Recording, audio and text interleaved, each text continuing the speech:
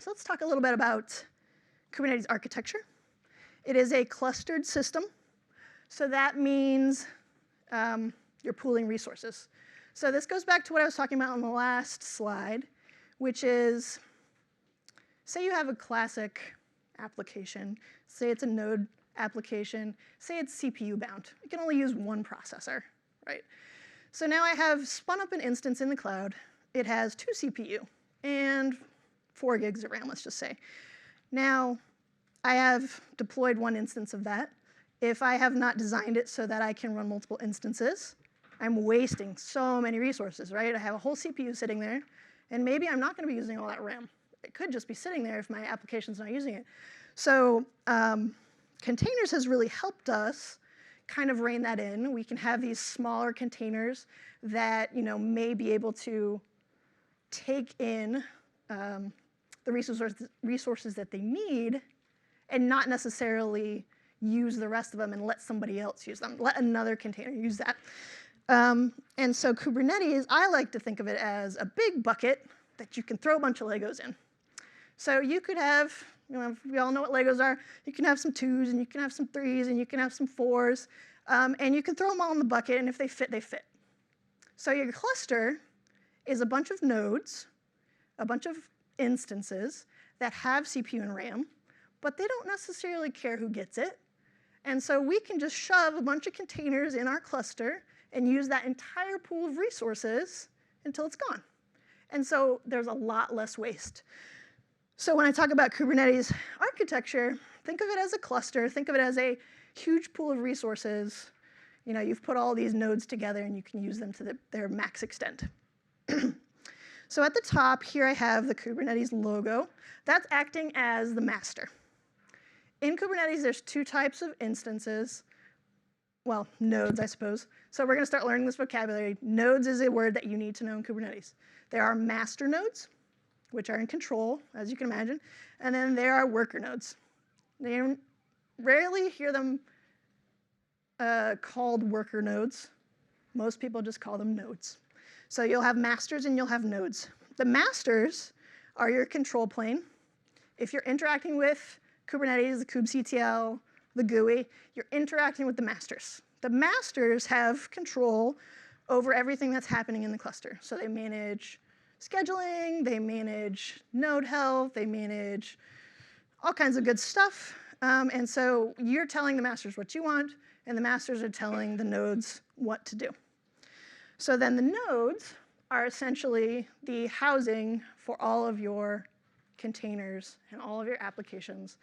And they're essentially there to do the work. They are there to give the resources. And the kubelet there is essentially just the brain of the node. So it's super important that you know about that right now, but just know that the kubelet is going to tell the node what it's doing.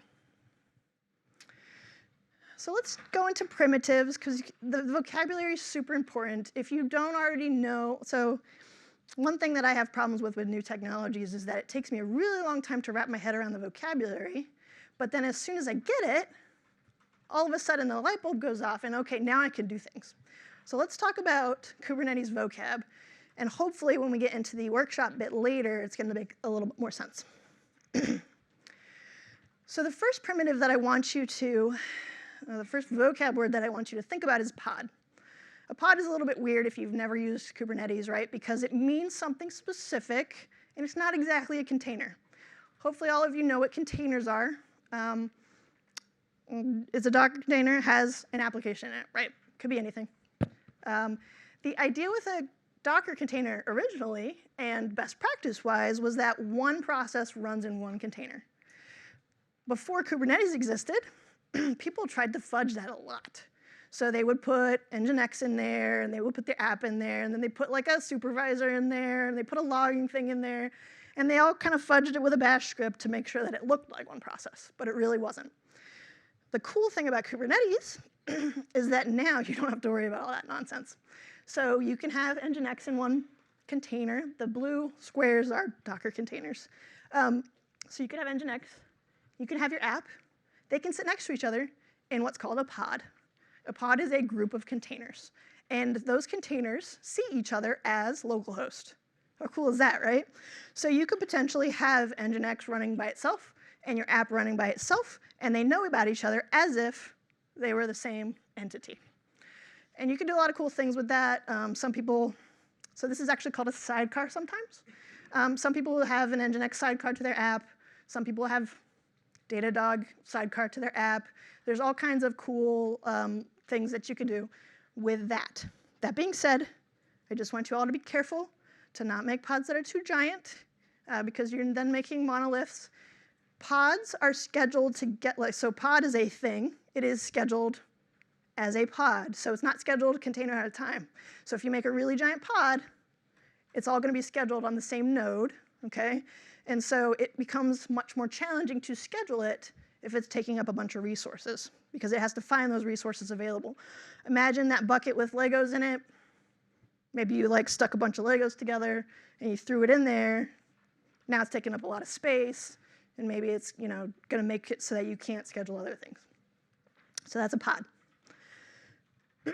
Next, I want to tell you about a deployment, because this is really kind of important to you. You have your application and container. You've maybe thought about what you need in your pod, so you have the ingredients. I like, personally, to think of the deployment as a recipe, okay? So you have all the ingredients, and you want to cook a thing.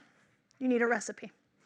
So if you look at the deployment example that I have here, it's very bare bones. I've got at the top replicas 2. I have some labels in there. I have the container name.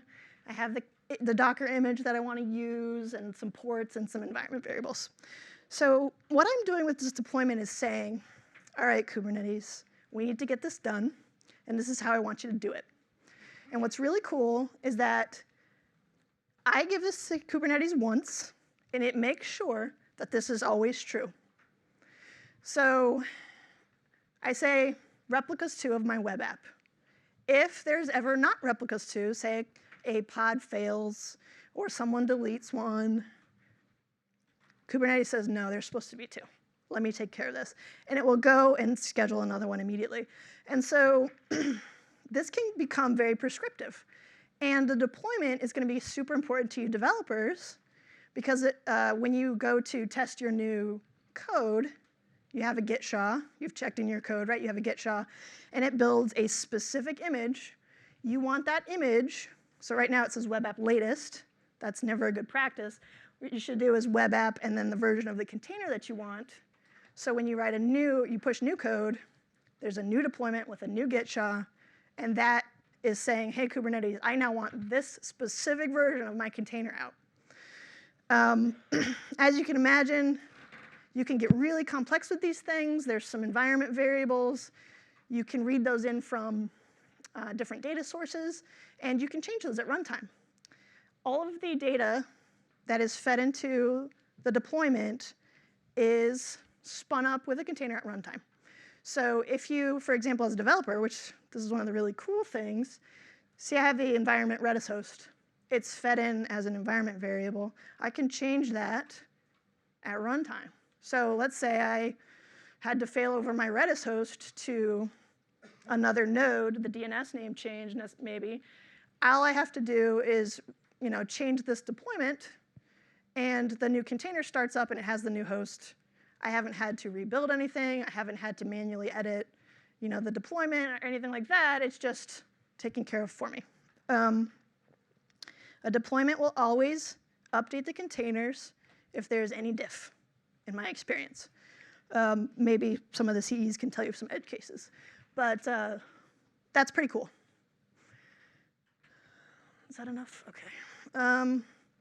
And then this is the last one that I want to tell you about. There are so many, and I could go on all day, but this is the last important one that I think is going to help you, a service. So you've deployed your app. The pods are running on Kubernetes, but how do you get people to look at them? How do you have your customers or your devs or your QA or whomever access those containers? Well, you need to expose them in a certain way, right? The way that we expose them classically is through HA proxy or a load balancer or something like that, right? And that usually points to your servers, and you're good to go. In Kubernetes, the way that that's done is through something called a service. A service is the analog of a load balancer, okay? It basically allows us to access the pods in a consistent way. So the pods, as you can imagine, because this is the flexibility and the power of containers, those can go away and come back, and new ones can start, and you can change them, and that all happens behind the abstraction of a service. And so you don't want your customers necessarily seeing that, right? And you don't want to have to statically address them. That would be ridiculous.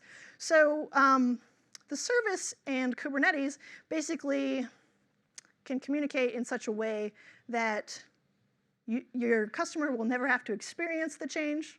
If you set it up right, there are definitely ways in which you can set it up so there's not zero downtime. But they do give you the facilities to do that. And then the other way is that there are things called readiness probes and liveness probes, which may sound familiar. They're like health checks. And Kubernetes is super smart about knowing when one of those fails. And if a readiness fails so that maybe your application isn't running properly, maybe it ohmed or something, it will be removed from the service. So traffic will not flow to it. So it's really pretty smart about knowing how to route traffic.